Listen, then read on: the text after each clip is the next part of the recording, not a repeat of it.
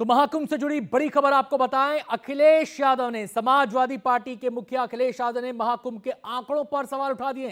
अखिलेश ने कहा है कि बीजेपी का हर आंकड़ा फर्जी है। अखिलेश यादव ने कहा है कि बीजेपी का हर आंकड़ा फर्जी है।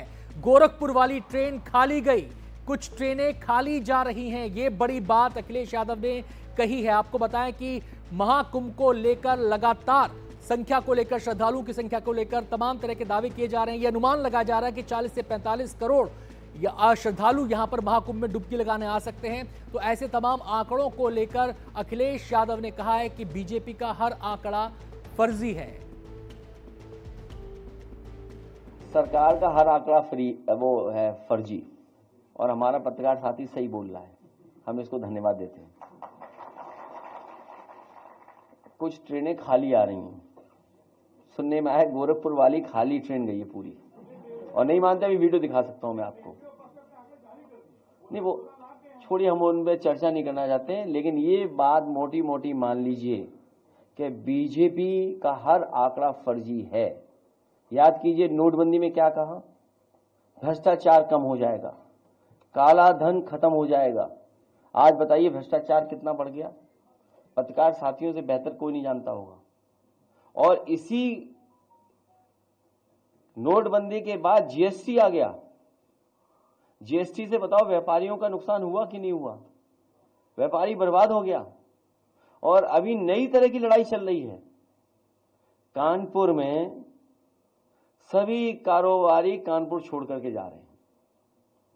सोचिए कारोबार अगर चला गया कानपुर से, ये कारोबार तो ला नहीं पाए। याद कीजिए इन्होंने कितना बड़ा आयोजन किया था, इन्वेस्टमेंट मीट। इन्वेस्टमेंट मीट का तो कुछ हुआ नहीं, कोई इन्वेस्टमेंट स्टेट के पास नहीं आया।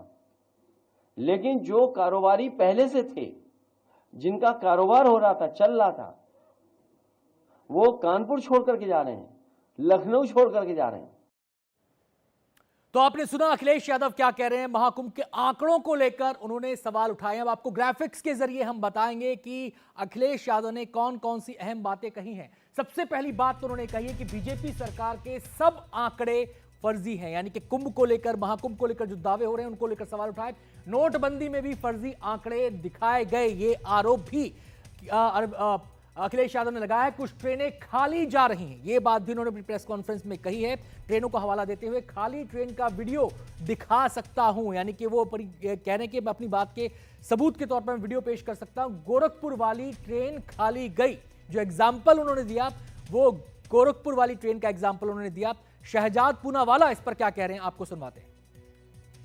अखिलेश जी को यदि केवल तस्वीरें देखने या वहां पर प्रत्यक्ष जाने का मौका मिले तो उनको दिखाई देगा कि एकता, आस्था और भक्ति का महाकुंभ है, जिसमें कि करोड़ों करोड़ों श्रद्धालुओं ने ऑलरेडी अमृत स्नान करने का काम और वहां पर पहुंचने का काम किया है। और 40 करोड़ से ज्यादा लोग वहां पहुंचेंगे, मतलब अमेरिका की कुल आबादी से ज्यादा। आपको बताएं 26 फरवरी तक महाकुंभ चलेगा, और पहले दिन का जो आंकड़ा था पौष पूर्णिमा का, वो 1.5 करोड़ का था। उसके बाद का जो अमृत स्नान हुआ उसमें 3 करोड़ का आंकड़ा सामने आया था। लेकिन अखिलेश यादव तमाम आंकड़ों पर सवाल उठा रहे हैं। सीधे हम रुक करेंगे, हमारे संवाददाता पंकज झा हमारे साथ जुड़ गए हैं तमाम पहलुओं पर बातचीत करने के लिए। पंकज, मेरा पहला और सीधा सा सवाल यह है, अखिलेश यादव ये सवाल क्यों उठा रहे हैं? विपक्ष की तरफ से तो इस तरह के सवाल उठाए जाएंगे, विपक्ष का ये काम भी होता है। और महाकुंभ के आयोजन से काफी पहले से ही अखिलेश यादव इस मुद्दे को उठाते जा रहे हैं कि योगी सरकार जो है इस पूरे आयोजन में कहीं न कहीं फेल रही है। ये वो बताना और जताना चाहते हैं। देखिए, दुनिया का सबसे बड़ा धार्मिक आध्यात्मिक मेला तो है, लेकिन इसके सियासी मैसेज भी जाते हैं। अभी क्या है कि देश दुनिया में इस बात का जिक्र हो रहा है कि वहां पर लोग भीड़ पहुंच रही है, और जो लोग वहां जा रहे हैं वो कहीं ना कहीं यूपी की योगी सरकार को इसके लिए धन्यवाद देते हैं कि वो संगम में डुबकी लगाते हैं, उन्हें किसी तरह की अव्यवस्था नहीं होती है।